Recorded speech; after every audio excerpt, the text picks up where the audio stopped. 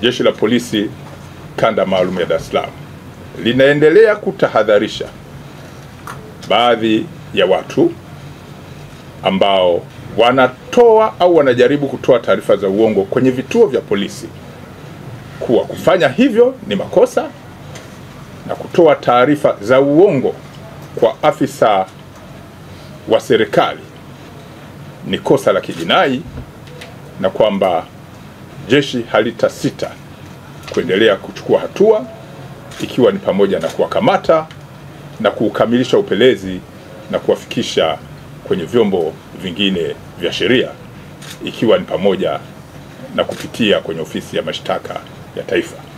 Polisi Kanda Maalum ya Dar es Salaam linapenda pia kuwataarifu kuwa amekamatwa na anahojiwa kwa kina mtu ambaye amefahamika kwa jina la Frey Edward Kosei mwenye umri wa miaka 51. Huyu ni mkazi wa Dodoma na Mbezi Beach Makonde, Dar es Salaam. Huyu amekamatwa kwa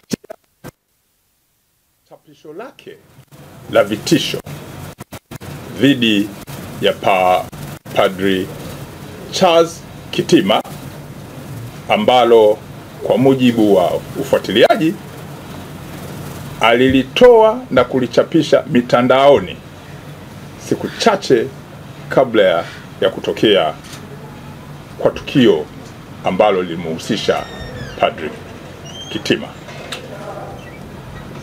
Upelelezi wa shauri hili unaendelea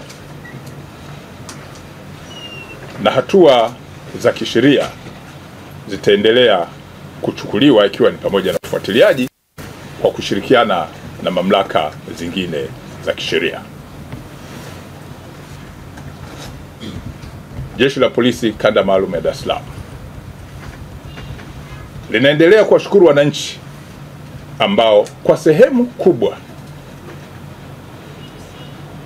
wamekuwa wakitoa taarifa mbalimbali kabla ya matukio, lakini hata ikitokea bahati mbaya matukio yametokea, wamekuwa wakishirikiana na jeshi la polisi katika ufuatiliaji na kufanikisha kuimarisha mifumo ya usalama katika jiji la Dar es Salaam.